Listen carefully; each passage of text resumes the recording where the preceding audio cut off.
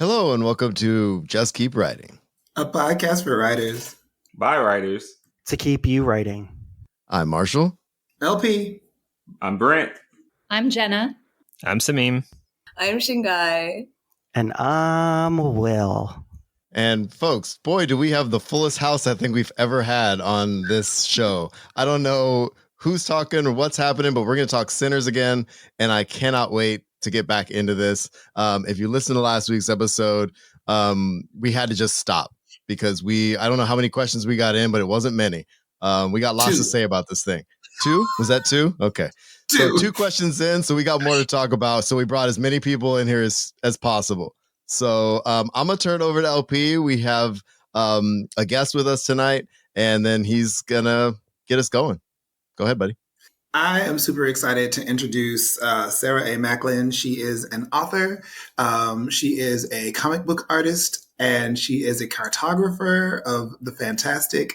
Sarah, thank you for being here. Would you like to introduce yourself a little, get a little more specific? I am a jack of all trades and a master of some.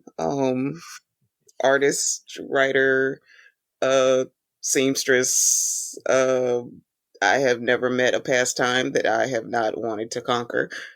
And yeah, but I'm here for the fantastic and loving to get to talk to somebody about Sinners. I think you came to the right place. I've been in a couple of group chats with people that are mixed company, and I've noticed that that Black people in said spaces need to talk about Sinners at a level that some of our peers don't need to talk about Sinners. So glad to have you in this space. I'm just going to jump in. I'm taking over moderation. Shingai was moderating last week. We're just going to jump in with Shingai's second question because we only got to 2 last week. But this was touched on. So one of their favorite things about Sinners is how culturally specific it was, being based in 1932 in a predominantly Black town in Mississippi. What is the magic of cultural specificity in a world that is so globalized? How do you approach cultural specificity in your own work? And I feel like I'm going to ask Shingai first since they came up with the question. They should have an answer now. I think that question is important for me as someone who is thinking about writing Kenyan stories from the diaspora and thinking about the cultural specificity of not just being Kenyan, but also the multiple different identities that I have as a queer person, as a Kenyan femme person. And one of the things that we talked about with Sinners is the way that it told you how art and music and storytelling doesn't have to necessarily be universal or for everyone to be important and to be necessary. And I think with Sammy specifically, one of my favorite scenes is when Remix says, "I'm here for him. I'm here for Sammy." And then everyone around Sammy, Sammy's about to walk out of the building and be fine, I must sacrifice myself for you all because I love you that much. But everyone around Sammy is no, he's ours. And he does not belong to you. And they hold him back. And that for me was really, really important in that some of the art that we make is for our people. It's for my people. And it doesn't have to be for everyone, especially if I'm thinking about art as portal work, as ancestral work, and as a connection not only to those who've come before us, but those who come after us. So that's also kinship work. So those are my immediate thoughts. I always say that my work is aimed at Black and queer people, and anyone who is able to enjoy it in spite of not sharing those identities, it's just a blessing. But that specificity does something that I think a lot of work plays in generality, in an attempt to be universal, and in that broad net being cast, it manages to kind of miss everybody. And that when you can find the ways to be specific and be granular, people are able to zoom in a way that it doesn't necessarily matter if you share the same identity points. But I think everyone's like shooting for universality in a way that like turns everything kind of homogenous. I'll also add very quickly that like the work of colonization is to erase cultural specificity. It's to like when I'm thinking about one of the things that we talked about is languages and how our languages have been taken and written over. And I'm thinking about Kikuyu, my tribal language, and how my mom one day apologized for not teaching us Kikuyu because for her, she was only allowed to speak English in school. And they were punished and beaten for speaking any other language other than English. And that was because of the colonial legacy. And if you're thinking about language, I'm sure Jenna can talk about this too, with Frantz Fanon, language as a portal to a people's imagination and culture, then the erasure of language is the erasure of a people's imagination. So when you're leaning into the cultural specificity of like language and that specific type of imagination, you're also decolonizing. Yeah. Jenna? Yeah, you're making me think of Ngugi wa Thiong'o's work and how he writes everything now in Kikuyu and then translates it from that, and that has to be a starting point after. I think he wrote his first novel in English, but then after that decided to write everything in Kikuyu. Yeah, and that he also writes about like the way that erasing language and erasing culture is erasing language is like the beginning to trying to obscure culture and distance people from it in order to assimilate into the colonial system forcibly through violence. And I'm also thinking about that seems to be how vampirism is acting in the film, like a forced assimilation into, but don't worry, it's a big happy family. It's a fellowship. We're all here and happy together in this completely soulless mockery of what the music used to be. I mean, I have to think that for like, we see that particularly as the characters get turned and then are dancing to the Irish songs. But I feel like even the songs themselves are probably empty mockeries of what they used to be as well. The beats are still on 1 and 3. The harmonies are still, they don't hold any of the blues or the gospel in them. They're very like Western and very straight after that. So it's like, yeah. Brent. Okay, wait, run the question back at me again. Oh, sorry. I was saying that what is the magic of cultural specificity in a world that is so globalized, and how do you approach cultural specificity in your own work? So I would say, I think when you're choosing to be culturally specific in your creations, especially ones that, you know, are set within our world, you come across those moments in history that like don't get talked about or don't get recognized or don't get acknowledged. I think of the characters of Grace and Bo, like that is real history. Like I always drop this fact on people and then they're like, you know, they're surprised. I'm like, yeah, the first colony of Filipinos was actually in Louisiana. It wasn't on the West Coast. And, you know, if you know, you always say this example. If I could tell a story about a samurai in Mexico City and people would be like, that's fucking nuts. That doesn't sound true. But it actually is true if you actually look at the history and you actually absorb the history that Japanese samurai actually come to Mexico City and working as bodyguards at some point. You know, so I think when you choose to actually get specific and get deep and actually do the work of really understanding what you're writing about, you find things that are cool, things that are eye-opening, things that catch people's attention in a way. He could have easily made Grace or Bo white or black and nobody would have thought twice about it. But the choice to make them Chinese is it shows the level of intentionality and the level of care for that history. So I think as creators, if you choose to create this cultural specificity, the magic of it is that it kind of does the inverse of what you were saying, is that being that specific actually resonates more with people as opposed to trying to flatten it out. And I think when you create that specificity, a lot of people are like, oh, wow, like, wait, what is that about? Or like, how did those people get there? Or, so it opens up the world in a way, right? I think homogeny thinks it's opening up the world to people. It thinks it's like including everybody, and it's doing the exact opposite.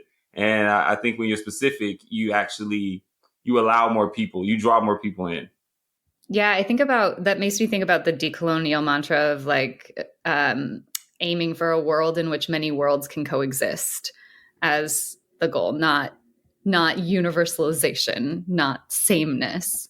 I think one of the cool specific things in this movie is like how the Choctaws showed up like, ma'am, we're looking for a man. He doesn't look like what he thinks he is. And like, bro was on the run, willing to like get air fried in the sun. Like he was trying to get away from the Choctaw, and he did not try to go back to the Choctaw once the sun went down. But also once the sun went down, we're like, baby, we're losing our advantage. We're going home. Let these white people deal with it. And I was just like,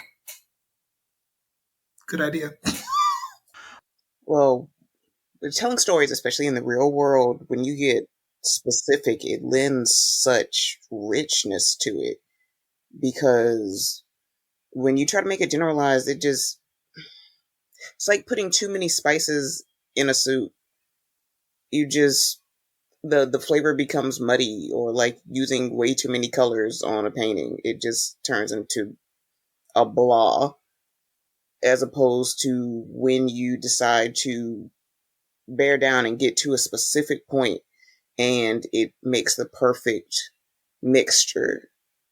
Especially for my own works, I mainly work in like secondary worlds, so I try my best to bring in like specific points, like specific foods that my character likes, or practices, or like currently I'm trying to make up the festival calendar, and it's a bitch.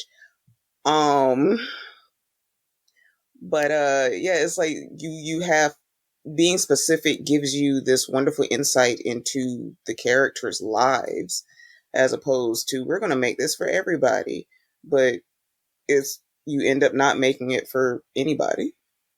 Brent, go right ahead.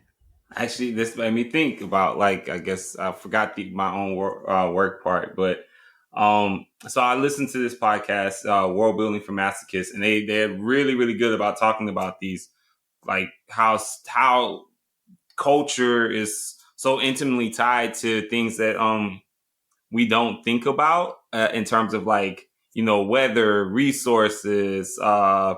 So as like an example, I'm reading this book too about like how Earth history actually shapes human history. And so it kind of talks about like, oh, well, one of the reasons Western democracy probably got to exist is because the Ice Age ended up creating this lake that separated England off from the rest of Europe. Without those sea levels being that way, England probably would have been subject to invasion and been as warlike as some of the other nations were. Things like that, or even something like, oh, this culture doesn't eat shrimp because, well, logically eating shrimp, or they religiously don't eat shrimp because logically eating shrimp in a hot desert, that food's going to spoil. You're going to get a stomachache. So I think like this cultural specificity in your own work, it just shows like a level of research and actually thinking about like the logic that goes into it. Like with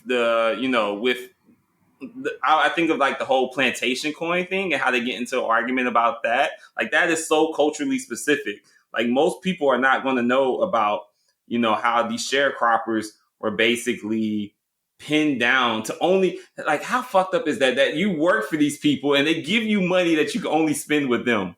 And that is such a culturally specific thing. I think he could have left that out of the movie and the movie still would have worked, right? But I think when you do that culturally specific stuff, it just adds seasoning to the to the pot, basically. And that's something I think like I try to do within my own work. I think about like, how are you adding that seasoning? Sometimes it's a little too much. You got to think about the palates of the people who are reading it. But that's what I think of in terms of my own work. Like that specificity just adds flavor to it. Okay, so this one is a little more specific. So even with Black cultural specificity, I haven't seen a lot of collective Black diasporic cultural phenomenon this big in a minute. For the Black folks in the space, how did this movie make you feel seen? Or if it didn't, what opportunities do you think it missed? I should start because I've had some time to think about this. For me, so I think about my connection to the Great Migration, which has quite a bit to do with like a family parcel of land and like that my family was chased off of and told never to come back. My grandfather and his brother and sister, and this land that like later on in the like 70s they found oil on it, and it had been attributed to a family that like wasn't us. And so like my cousin at one point, who lived in Memphis at this time, like told his story to his doctor and then found out his doctor was actually like one of the people who experienced generational wealth because of their family being attributed ownership of this land with oil on it. And it's the way that like people had to just leave the South and you never knew if you were going to see them again. And they never knew if they were going to be back in the places that built them. And my grandfather did end up going back eventually, but it's one of those things where like some people just didn't get the chance. And I think that's not necessarily a Black specific thing. Like we talk about diaspora in context of like sometimes like continents of origin, but like sometimes it looks like migrating from one place to another part of the country and like just never having the opportunity to go back and feel safe. And, you know, they say you can't go home again, but yeah. Marshall. I don't know. So here's kind of my first thought on this question. And I do appreciate the question. I think, right now I'm teaching.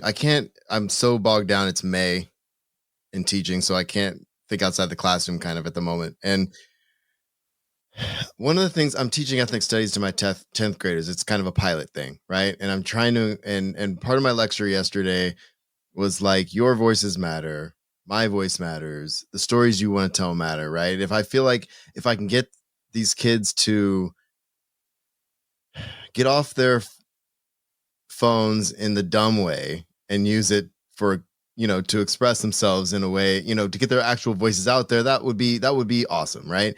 So since I saw the movie, literally, I don't think there's a day in my classroom that I haven't told my students that I saw this movie. And I keep telling them to see this movie. And it's one of the best things I've ever seen. I want them to see the movie because we have studied Black works. We've studied Native American works. We're studying Latinx works right now. And I'm just like, I feel seen because this is the coolest freaking thing I've ever seen. All these amazing Black folks on the screen telling this story, this period piece, and there's so much nuance and history embedded in it. And I feel like me saying it over and over, like that I saw this movie and I think it's cool. They should see the movie. And a couple people have seen it, right?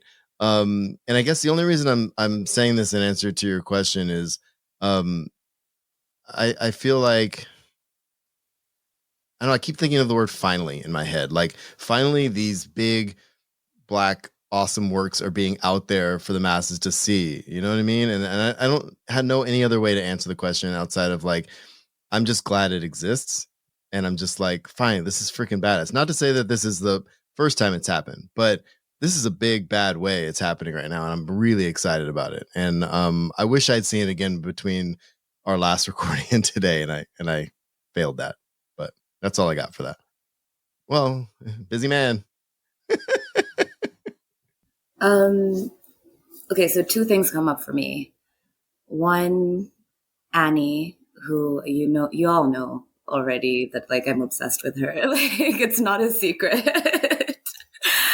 But I think one of the ways that she gives me permission also on the screen as like being all of who she is as a dark-skinned, that full-bodied woman. It was her relationship to spirit and spiritual realm and like the work that she does in hoodoo. I think that being represented in such a non-demonized way was really important for me, especially as someone who grew up Christian because of the legacy of colonization, and who, when looking for stories about the spirituality and faith practices of my ancestors, came into a lot of blocks and a lot of ways that they were demonized. And now in my adulthood is trying to return to that type of spirituality and faith practice. Yeah, that was really big for me, to be able to be like, yeah, you can be like a spiritual little witch in the woods doing your thing. That was great.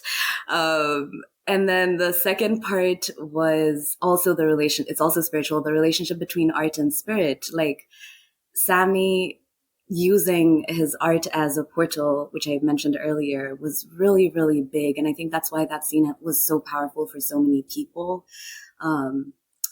Because in the capitalist society that we live in, art is sidelined to the realm of entertainment, and that's all of its value. So to have it carry something weightier, to have it carry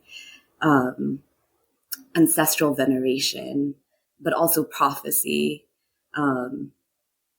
that felt really affirming for my own art making and my own storytelling, especially when I'm trying to respect those who've come before me, the queer ancestors, the Kenyan women ancestors, the revolutionary and resistance ancestors in the work that I'm creating. And I want them to be honored by the work that I'm creating. So I'm going to stop there because I'm on a soapbox.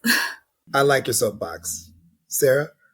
Well, for me, being a Southern girl, this movie was everything. And while I'm from South Carolina instead of the Delta, there were so many commonalities because growing up, there were still places that looked like that. There were still people who lived in these tin roof houses that have been there since like 1920 something. And my family comes from what is called the Corridor of Shame, which is the area that runs along Interstate I-95, which had like the worst poverty in our state. So, going to visit family, you see the cotton fields along the highway. For us, you see the Spanish moss that they always like to play in those movies with plantations, or the derelict ruins of the Grand South. But it's like when you walk around, you can feel the ghosts in the air. It's so thick. And to see the poor Southern people that I remember being portrayed so lovingly and so fully was beautiful. I was reminded of so many family members and so many church members and play cousins and play aunties and uncles who were telling their stories and just hanging out under my grandmother's ancestral oak tree that is literally as big as a house. And when it is so large, when it rains, you don't get wet. It was just so beautiful, and I need him to do a Low Country movie specifically for the Gullah people next. I need Gullah, and I need fantasy, and I need the author Eden Royce to be a consultant. Are you Geechee? I'm not Geechee, but my people are from down there. Okay. My parents moved, so I was raised in the metro. Okay. I was robbed. Same. Brent. Oh, okay. I didn't know if you said me. So I'm from the Bayou. My family, like I'm a Louisiana boy through and through. That's we're so deep in there that there's actually a Lambert Street in the town that my parents are from, where my dad's from, because they didn't. This town was so country and so new that they didn't have names for the streets, and so they just looked at that street. It was like, oh, well, all the Lamberts live there, so we're just gonna call it Lambert Street. So like Annie and that specific ruralness speaks to me. Like I saw, in fact, when I saw Annie doing her ritual, I got a little uncomfortable because I'm like, this is a little too accurate. I was like, I think I need to go home and like cleanse some. I don't feel like I should be watching this. Like he did his work, right? Like I related to that. And you know what? I also respected the fact that like he showed just how like even through the couple of side characters, he showed that that area was culturally diverse. And I also appreciated too, man. Look, that little that itty bitty church. I know that itty bitty church. Those are everywhere in Louisiana where I'm from. But well, not so much anymore. But back when I was a kid, I also appreciated too that like just briefly, but not like deeply, that he dealt with the complexity of like being mixed in the South at that time. Just because in Louisiana, that's very much a prevalent overhanging issue of how much black ancestry do you have, how much Spanish and French and so on and so forth. So I thought I appreciated that.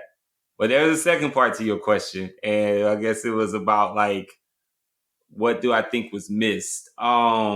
It's not so much missed. I don't want to say missed, but I just would have liked, I guess, more so than missed. So that part when they were doing the music montage and, summoning up all those people, I would have liked to have seen something acknowledging like Black gay men and house music. I would have liked to have seen something acknowledging Black ballroom, and like I felt like that was missed. I felt like that was something that like could have maybe have been shown. Also, too, I would have liked to have seen. And look, this ain't no respectability politics. Nothing's wrong with twerking. I don't mind it. But also, that DJ could have been a woman, because we got the male rocker. We got a couple other male musicians. That DJ could have easily have been a woman. Women were essential to the formation of hip hop. So, again, that's not to say I think it was, a catastrophic miss or something. Just something I would have maybe adjusted and would have liked to have seen. I just want to second that. I feel like there could have been at least one prominent queer storyline happening through the narrative.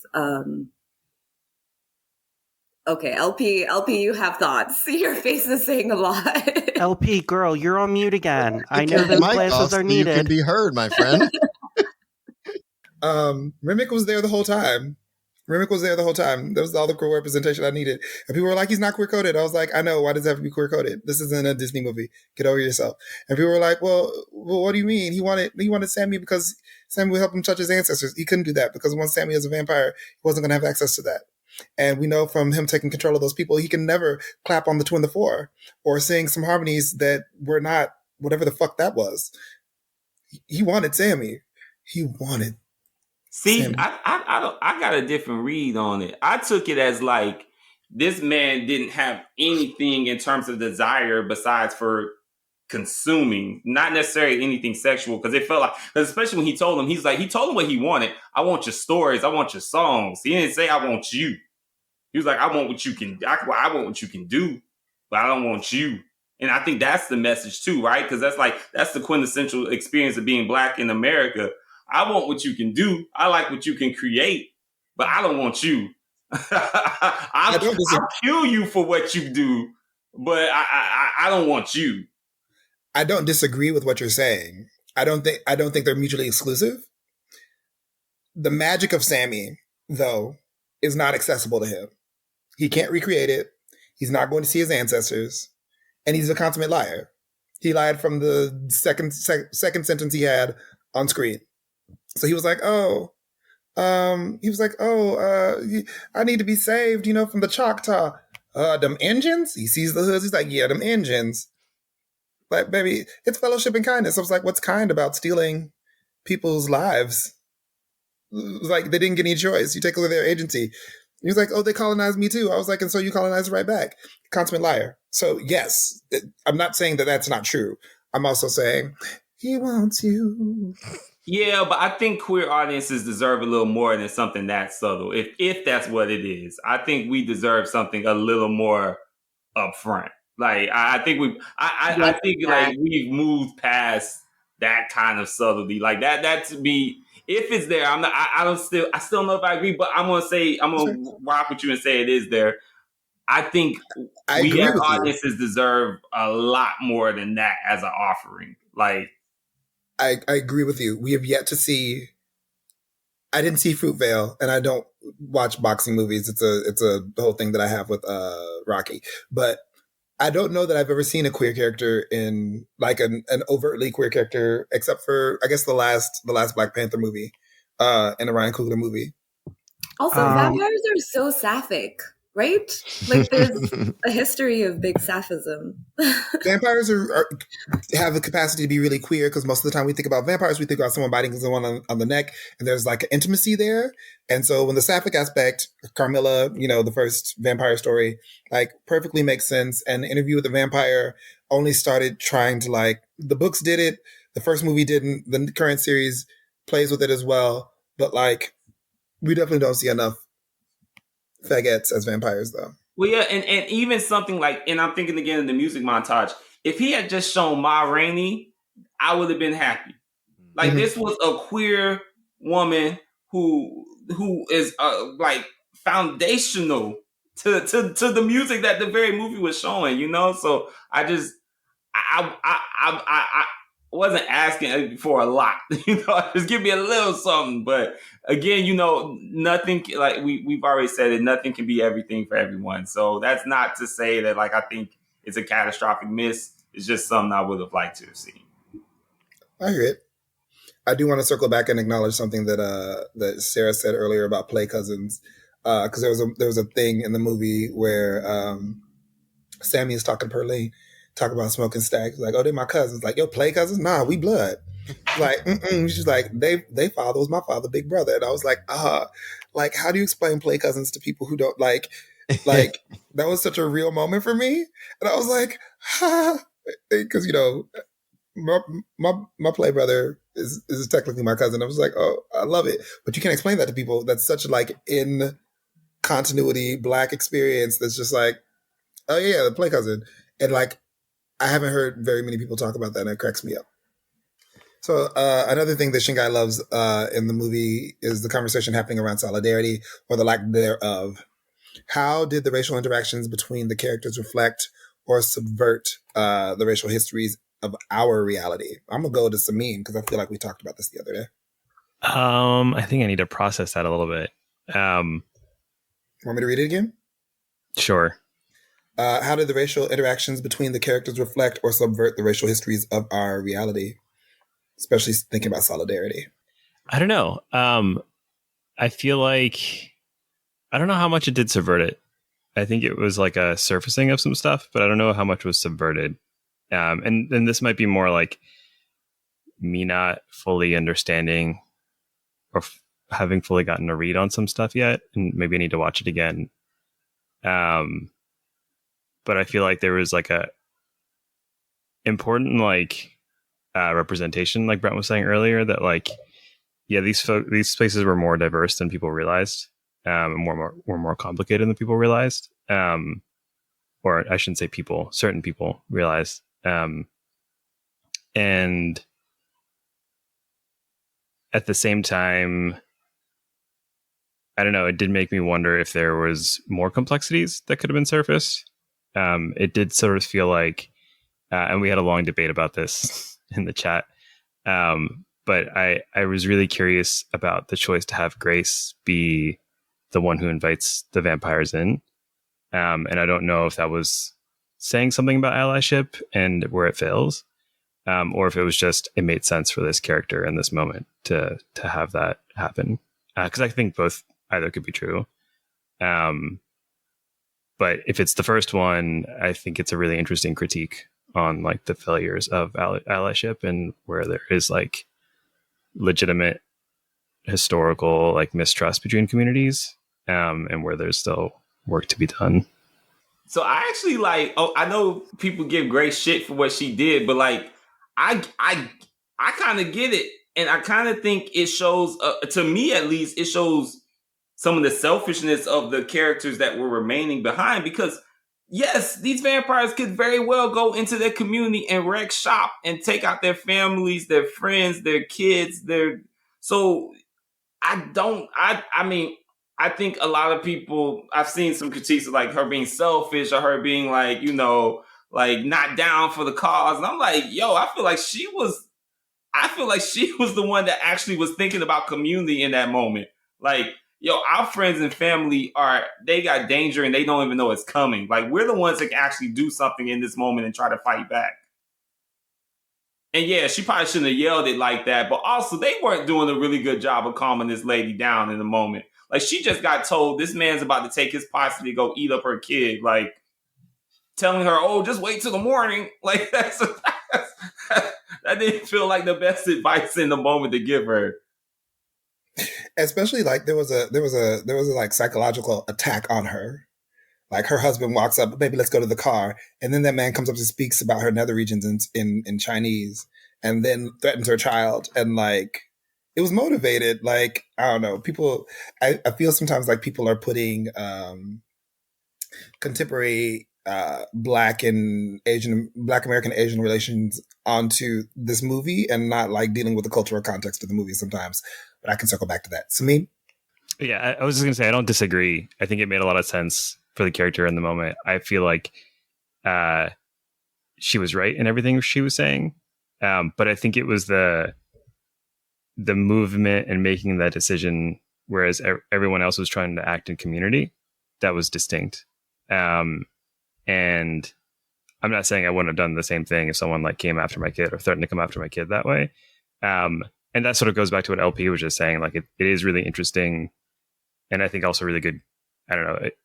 This is a different thread, but thinking about the vampires as a symbol for colonialism, and the way that colonial powers would develop expertise in different cultural areas so that they can manipulate these different communities against each other. And so when Remick speaks Chinese, that like felt perfect for what a colonial power would do, is like, I know that these communities have differences, so let me work those differences in between, and wedge them. Yeah. Okay.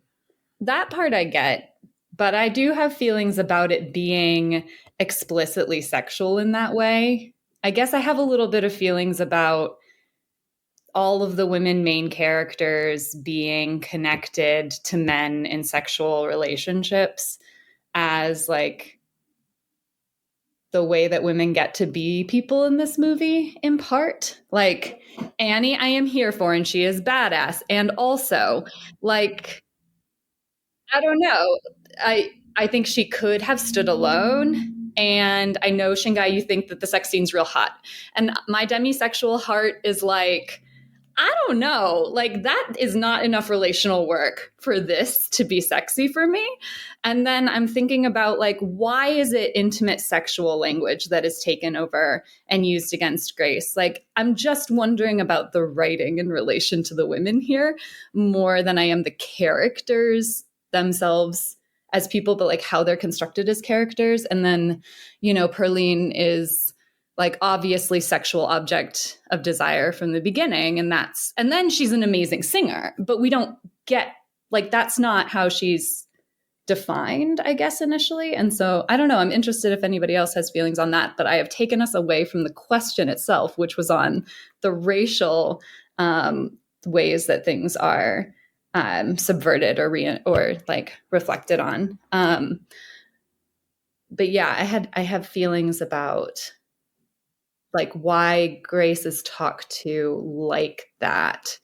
And why not, like why intimate sexual language rather than perhaps going for the daughter immediately in Chinese, if that's going to be the motivation for why her character lets them in is protecting her daughter. I think that there could have been other ways that was handled. I'm just interested in why people think that it went to sexual intimacy as the means. Patriarchy. Well, I know. I'm trying to give people the benefit of the doubt here. Well, no, but like it's that thing that like the fridging of girlfriends, right? Because the best way that we can make this superhero feel bad about themselves is killing his girlfriend and putting her in the fridge. And so it was just like, okay, Bo wasn't there for them to use in that way, but she was there to goad. Oh, what's up? Here's another thing then about the queerness, because I feel like if the queerness were more intimately a part of the film, then there's other routes that could have happened here other than pulling on heterosexual relationships for character motivations. And it's not that I don't believe that other people in the movie weren't queer. I just don't think we saw them interacted that way. Speaking of Annie. I mean, Annie's totally queer, right? Sure, absolutely. Full stop. Do not pass go. Do not collect $200. But no, wait a second. I can't accept that because like I'm past this subtextual stuff. Like if it's not explicit and it's not said and it's not shown, I don't want to hear it. Like that's kind of the point I'm at. Especially like now with the environment and atmosphere we're living in. Like we've got to stop. Well, not we got to stop. That's not the right phrasing. I personally cannot accept stuff that like I have to kind of like read between the lines on, like especially for like work that is so revolutionary on so many other fronts, and so like no, this is what you're getting on so many other fronts. I personally, I guess if it didn't happen, I'm not buying it. Or I'm not buying what they selling. It's not in the text, but like the description of queerness into people for such a long time was not in the text that we do it anyway. I mean, I hear what you're saying. I want more. Full stop. You're not wrong. But to have 2 to 3 people see the same thing and say that, I think there might be something there. It's not in the text. I agree with you wholeheartedly. And I want it in the text wholeheartedly. Will. I guess one comment that annoys me about Grace is that she acted out of community, because I think she acted like any mother would. Any mother. I think she thought of her child and the children first. She was the only one that we knew of that spotlighted that she had a child. And she is saying, I will not sit here and not fight them while my child is out there. But other people had other people out there. Like it wasn't said by a specific person. Specific. It was specific by Grace. It was specifically shown. Yeah, I get that. She had a child. But everybody had those considerations, is what I'm saying. Right? Like, I know the movie showed that. That's I think that's why it had to be Grace in that moment. That's why it had to be Grace. Yeah. Yeah. Sammy had like parents, little siblings, like that. We saw them all. He doesn't care about them. Like I don't buy that.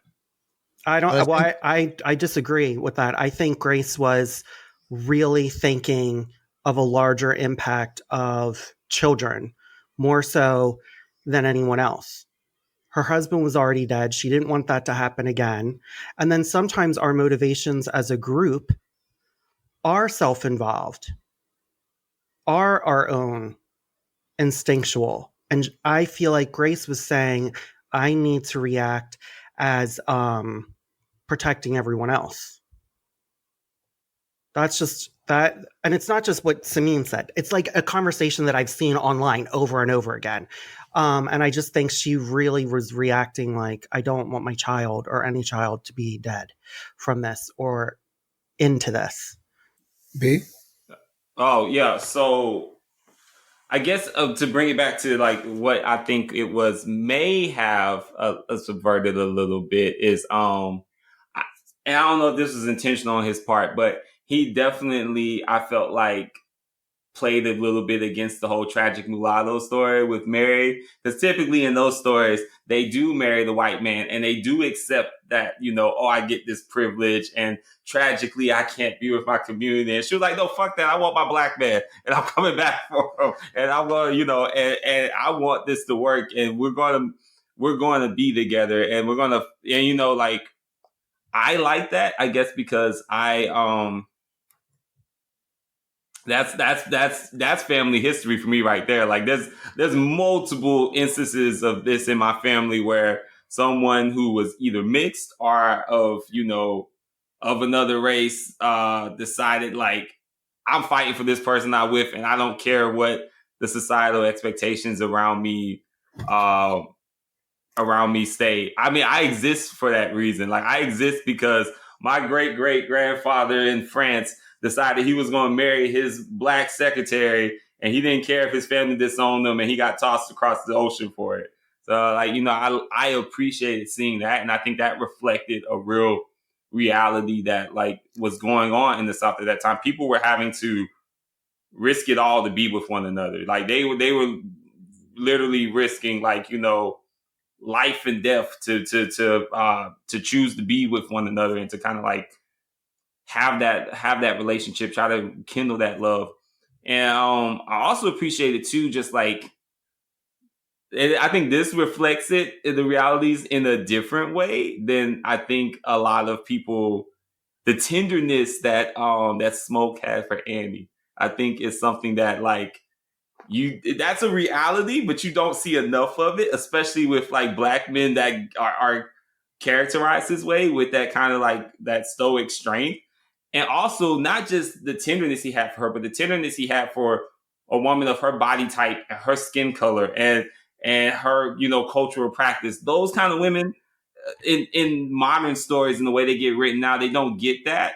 But that's not true to history. Those women were loved. Those women had men. Those women had, you know, relationships. They had beauty in their life. They had respect. They had someone who watched over them. So I think for me, at least, I feel like he definitely reflected some of the softer realities and some of the harder realities in the way that I found like interesting.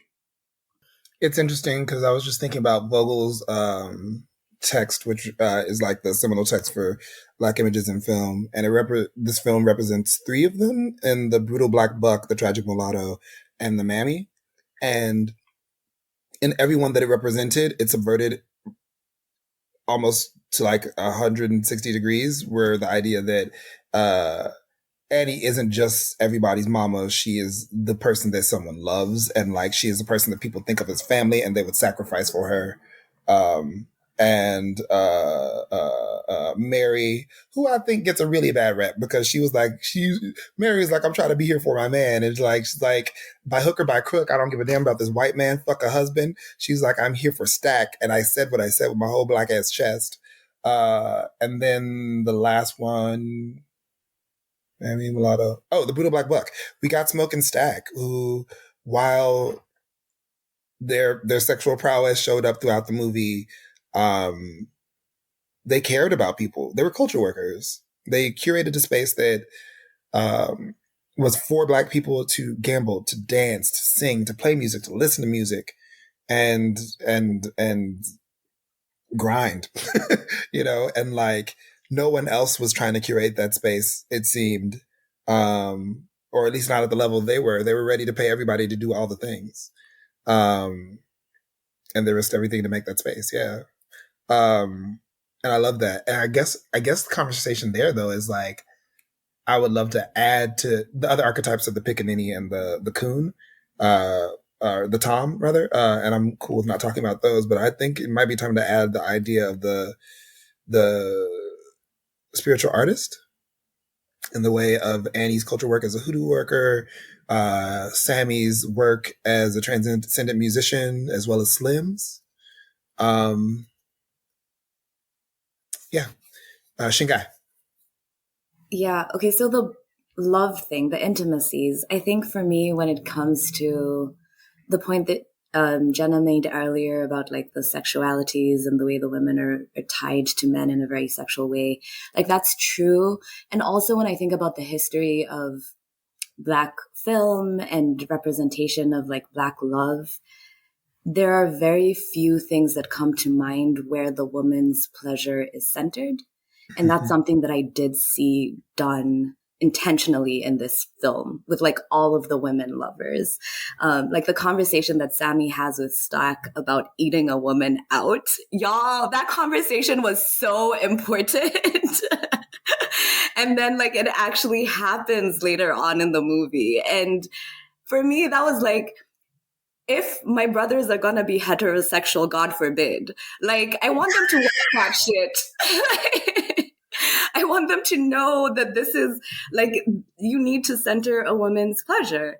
And then also I did believe like the scene of your body is not forgot me. I did believe that scene because of the past baggage. Like I resonated with the intimacy because like they built up like we had a baby together and that baby died. And like, there's so much history here. And there's also so much tension because it's like, why, if you believe in your magic, why didn't your magic work for our baby?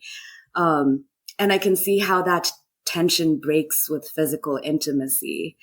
But I do agree with the Remick talking about Grace in that way. I feel like that was unnecessary. I feel like that scene could have been done differently. I didn't really get the point.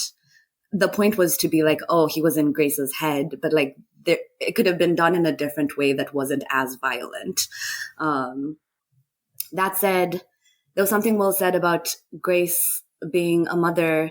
I did want to say that it shouldn't just be on mothers though. Like that a father could have that responsibility, a sibling, or like anyone who cares about a child. It shouldn't just be like a feminized responsibility. That said, I do think that Grace's character was very in line. Like her decisions were very in line with her character. She came into this club because she was trying to do a business, you know, she was trying to make some money from the very beginning. She was like, I'm bartering with you. I'm trying to get this cash for like the sign and this food that you want for me and my husband. And that's it. I didn't sign up for vampires. I didn't sign up to be like threatened by this man who like now is talking about my vagina and then also threatening my child. It's too much. And I'm thinking about myself in that position and also the ways that you can't, it's a moment of crisis. Like they're thinking about acting rationally, quote unquote, whatever the fuck rationally means. It doesn't make sense in that moment. Okay. I'm done. But going with what Shingai was talking about, I feel like Ryan did that part in Cantonese because of the hypersexualization of Asian women, especially by white men. And I just remember my daughter in the car, as soon as we brought that up, she just yelled from the back seat, that was foul. And it was, for one, I was like, thank you, baby, you got it.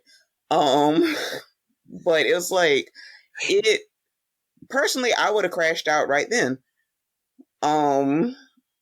But it's like, I remember we were talking about the racial dynamics. I enjoyed that he especially brought in the Chinese couple because there were little subtle hints that showed that they were not just there, but they were actually part of the community. The fact that they had that draw and they were the ones that could easily go back and forth, even literally showing them passing back and forth on the street between the two sides.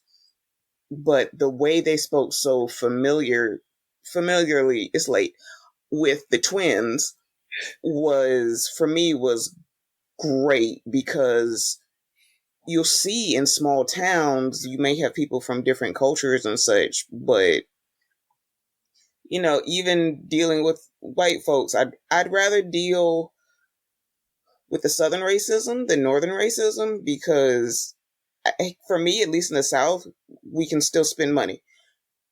And it's just, thank you, the devil, you know, Brent. It's just so different. it's like, you know, at the end of the day, they might, you know, call you some names, but there's a face to it that is so different, and you know who you are in community with very quickly. And I like how Ryan used those little subtle hints to show that. Yeah, I think to your point, Sarah, it's just like we know how to navigate their violence. That's the thing. Like, they're both violent. We just know how to navigate theirs. And I think what I really and this kind of ties back to the whole, like, why did he did that thing with Grace kind of thing, because there's something he could have done that he did not do, which I appreciated in the movie. He didn't show that lynching scene. He just gave you the vocals, and that's all you needed. In fact, it was more haunting because you just heard the sounds, and he, you know, so I think there is maybe some discussion of the writing choice behind the Grace thing, you know, because it's like, well, you knew to avoid showing the violence in this area, so why did you choose to show it in this area, right? But so I personally like when Slim started humming, I was like, man, every black person know that hum. Like, you know that hum that's full of that pain that's like you can't even express it but through music. And I thought that was brilliant too, that for him to like tell this horrible story and then immediately go in the song, because that's like that says so much about our journey in this country and our history in this country of like, we've had to use the creative to get past these god awful things. So, so I think I definitely think, tying it back to the whole discussion about Grace, I think there's something to be discussed there. I'd be interested to hear more from perspectives, not my own, but. And this has been Just Keep Writing, a podcast for writers, by writers, to keep you writing. You can find us at justkeepwriting.org. Follow us on Facebook, Twitter, Instagram, and YouTube. Feel free to reach out to any of us on our social medias, and please jump in our Just Keep Writing Discord channel. Links to all of that is in the show notes. Lastly, please support our show by going to patreon.com/justkeepwriting. We offer daily writing prompts, early access to podcast episodes, and much more. Thanks for listening, and just keep writing.